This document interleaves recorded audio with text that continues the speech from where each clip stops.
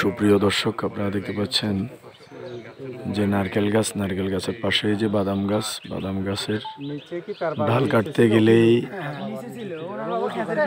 গাছ থেকে পড়েই এক বালকের মৃত্যু। তার বাবা নিচেই ছিল, ডাল কাটার জন্য খবর বাবার সামনে পড়ে গেছে না, পড়ার সাথে সাথে কি মরে গেছে।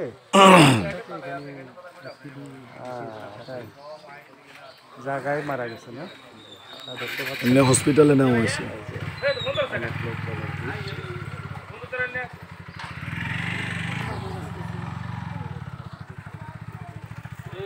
প্রচুর লোকের সমাগম এবং লোকজন ধীরে ধীরে আসতেছে যাইতেছে। এটা হচ্ছে ঢোকার বাজার, মেম্বার সাহেবের বাড়ি। আপনারা দেখতে পাচ্ছেন,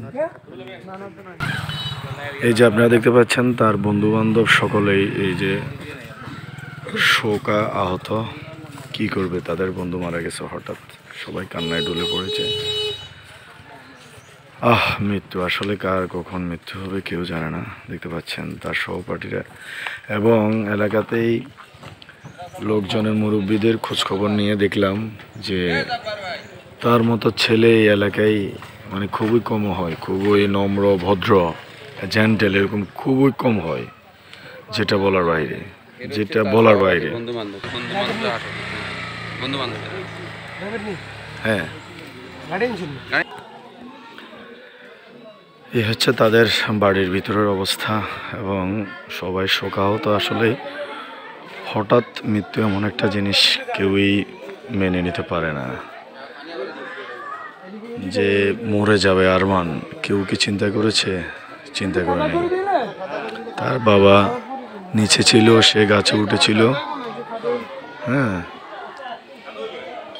আসলে এইভাবে যে সে পড়ে মৃত্যুবরণ করবে কেউ চিন্তা ভাবনা করেনি। এবং ইদানিংকালে হঠাৎ মৃত্যুর পরিমাণ দিন দিন বেড়েই চলেছে। আসলে এটা একটা কিয়ামতের লক্ষণ। যাক, আমরা সবাই সতর্ক থাকবো এবং সবসময় আল্লাহকে স্মরণ করবো, দোয়া দুরুজ পড়বো।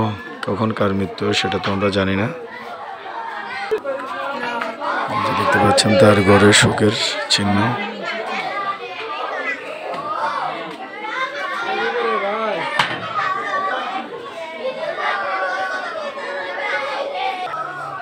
এবং গাছ থেকে পড়ে সে বুকে আঘাত পাইছে। দেখতে পাচ্ছেন তার সহপাঠীরা, এলাকার সকলের মুখে একটাই কথা যে তার মতো এরকম ভালো ছেলে হয় না, 10 গ্রামে পাওয়া যায় না। এতই ভালো ছেলে ছিল সে।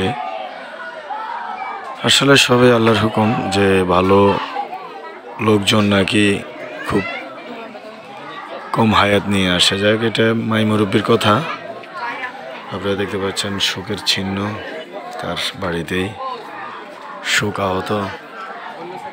দেখতে পাচ্ছেন সকলে এসেছে, আত্মীয় স্বজন এবং যে যেখান থেকে শুনেছে সবাই দেখতে এসেছে। হ্যাঁ, আসলে এরকম মর্মান্তিক দুর্ঘটনা দীর্ঘ কয়েক বছর আমরা শুনিনি। এই যে সবাই এসেছে, আমাদের হারি চৌধুরী বাজারের ব্যবসায়িক যারা, তারাও এসেছে। দেখতে পাচ্ছেন। যাই হোক, সবাই সতর্ক থাকবেন, দোয়া করবেন, এটাই কামনা।